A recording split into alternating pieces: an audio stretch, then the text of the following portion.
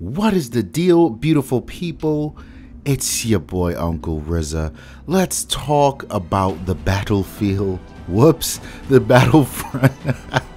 Let's talk about the Battlefront 2 and the madness that's been going on in the last week or two. Now, I wish EA would just come out and call this game what it is, which is basically just a big porn fest for Star Wars fans. And I feel like everyone judged it too harshly the first time around. I mean, we were seeing this huge ramp up in the Star Wars world seemingly when this game was first delivered, the first iteration of it, and it just sort of added to the Star Wars mania. And I guess the shortcomings of the first one was pretty much it was a forgettable game, as dope as it was, as 1000% faithful to the Star Wars universe that it was. There just wasn't a lot there that kept people coming back.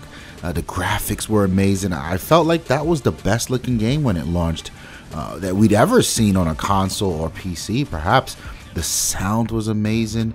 It was just right, but forgettable. Now, the game has been making its way into gamers' hands, reviewers' hands, and there's a lot that's been coming out. First of all, the progression system's been hidden behind loot boxes, and those loot boxes are up for sale. Now, what this means is the more money you spend, the better your chances of getting good stuff is. And this is not, we're not talking skins like in a game like Overwatch where, you know, somebody shows up with a gold armor outfit, but the character still has the same ability. We're talking abilities here. We're talking heroes, guns, all of that madness in the play cards that exist. So people are super upset. I can definitely relate to this because this was I used to make such a big deal about this with the GameStop version of Call of Duty when you reserve it, or the Amazon version of Call of Duty, or the Target version of Call of Duty. And one had a golden M16, one had a golden Desert Eagle, and they got these guns from the start. So you would get into this game and you would only be an hour in and this guy shows up with a fucking M16 that you should only really rightfully unlock after putting about 10 to 12 hours into the game, and he is murdering the entire playing field. That's the problem. It's just fundamentally breaking the gameplay and the gameplay online, the multiplayer gameplay specifically, and EA has found themselves in a clusterfuck here. I guess they sort of came out and tried to make a statement against it, and Reddit was like, go fuck yourself, and they earned themselves some sort of record for the most downvotes ever. Then Lucas, the Star Wars gods, kind of stepped in and said, hey, cut that shit out. I need you to do something because we got a Star Wars coming and we can't be fucking up the brand name. So EA temporarily removed the loot boxes. Now, from people who play the game, I still hear there's a lot left to be done. They said temporarily removing loot boxes, which means that it could potentially or probably will come back. Then there's the progression system. They don't know how they're going to fix that, but currently, as it stands, to unlock some items, it's going to require upwards of 40 hours of multiplayer. Who the fuck sits around and plays the game for that long? Even the hardcore fans might not reach that type of hours, but very interesting, especially given the history of a game where the player base just fell off so quickly, and because there wasn't much to it. And there's a lot more to this one, so it remains to be seen if it can capture people's attention for 40 hours to really unlock things to make the game better. I think they need to adjust that, no doubt. But there's a bigger conversation behind what's happening here and how we sort of ended up in this position as an industry. And I see this common theme among so many things. So for instance, let's look at the original Xbox One that was revealed on stage, the TV version, where Microsoft wanted to bind each game sold to your console. So there was some technology on the Blu-ray that once you pop it in your console, it'd say, this version of Battlefront 2 is owned by Ramon, and that's that. Now, gamers got up on their sippy chairs, their countertops, and they were pissed. They were upset. What the fuck is Microsoft doing? They're trying to kill the used game industry, so on and so forth. Mind you, I'd like to remind you that that Blu-ray technology was developed by none other than Sony. So I'll let you connect those dots. But the goal here was, and Microsoft even said, you know, you have the ability to gift these games to users or friends or whomever, but essentially the used game industry is dead. People had a fit. I, for one, saw this as a step toward progression, and I here ask you, who, good sir, good madam, who's watching this video, when was the last time you shared an MP3 with a friend? When was the last time you gifted your your copy of your Netflix movie? Don't worry, I will wait. Buffoonery aside, the underlying concept that I really admired Microsoft for trying to do is murdering the used game market. And people just don't seem to get it. In our videos, when I say fuck GameStop or Snow says fuck GameStop, there's a very real disdain and passion behind that. There's no fucking way that we as gamers or consumers should be supporting a company where a scenario like this exists. You purchase a game for $65, you decide the game either sucks or you finish it early, you take it back, they offer you $25 for it 2 weeks later, and then sell it at $45. What the fuck? And none of that profit margin is going towards the original developer. So, bringing it back to what Microsoft was doing, I think was absolutely the right way to do it.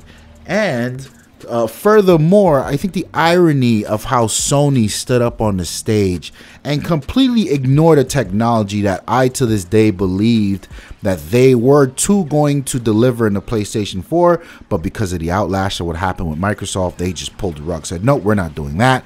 They stood up on stage and said, here's how you share a game with your friends on the PlayStation 4, and they passed a physical disc to the other. The fact that they did that, it just put us back so much farther.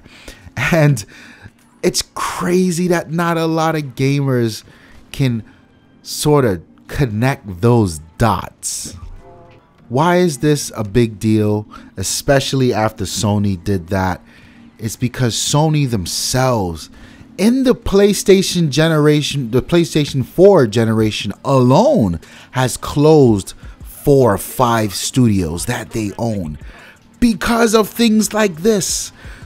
The developers are not seeing the money. They're not getting the kickback. And it sucks that because IGN wants to get up there and say that Knack is a terrible game, now no one wants to buy it. And the few that did buy it, they're gonna sell it back to GameStop, and now when you go to GameStop to get it, it's almost less than half, and none of that money lands in the developer. It's all opportunities missed, and this is what happens. Studios close. That's a common theme I see, where people, consumers, gamers just don't understand the land that they're playing in.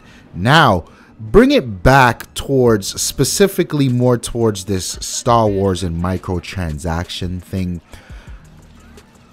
I don't know what side of the fence to be on. I have a very fond admiration for the unpopular opinion here.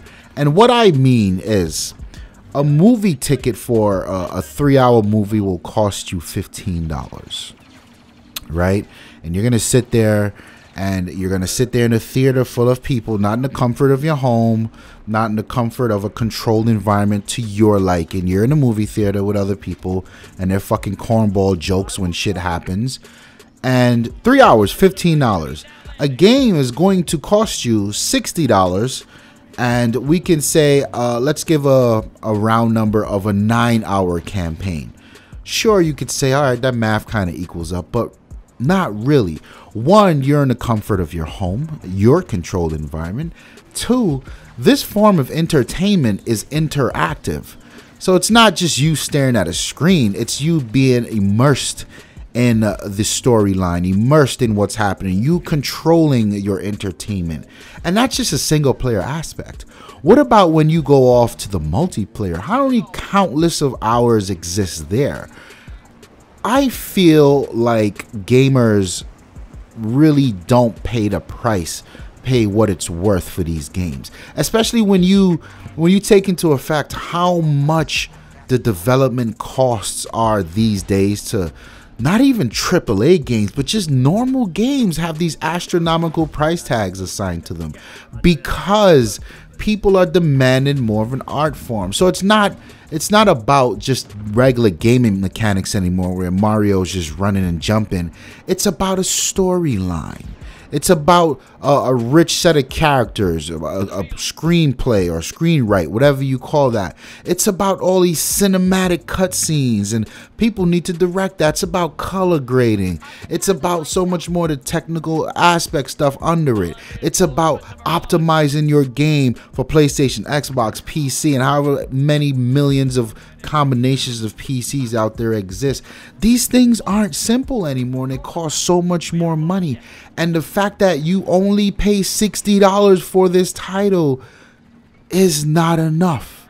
It is not enough. And I know people out there are bitching and moaning, these games cost so much, yada yada yada. But have you ever stopped to think about the developers who have to make these games?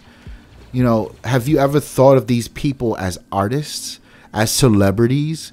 They give you content and they dedicate their lives to this content. They too have families to feed, right? So you don't want to pay more than 60. So from a business standpoint, what's next? They need to find ways to get more money out of you. Not more money for the sake of more money, but they need to get the worth of the content that they're putting out. So they charge you these microtransactions, this DLC. They upsell you on this deluxe version of this and that. I get it. I get it. And I think what's happening here is you see the low developer and the medium tier developer studios. I feel like these guys need to employ microtransactions and DLC techniques in order to make ends meet. Now, companies like EA and Capcom and Activision, fuck these companies, because these are the ones who are taking something that I would wholeheartedly buy into to support developers of a dope game I like, and they are just taking advantage of it. They're shitting all over it. They're pissing all over it. EA has no right to do what they did here in Battlefront. They also have no right to do what they're doing in FIFA with the My Career mode or the Madden, whatever the fuck they call it, just like 2K is like, these are the juggernauts in the industry. You have so much more money. You have the means to pay these developers, and on top of that, they get the sales. What they lack, that whole conversation I just had with you, they make up for it in volume. So why the fuck are they trying to squeeze every little cent out of the gamer and the consumer? It's so fucking heartbreaking, and that's the type of shit that makes me not want to buy anything. As a big Star Wars nerd, now I'm looking at this Star Wars game like, what am I supposed to do? God damn it, man. Another reason why I don't feel like turning on my Xbox. Fuck EA. Fuck this Star Wars shit. Fuck Sony. Xbox forever. I'm out of here. Peace.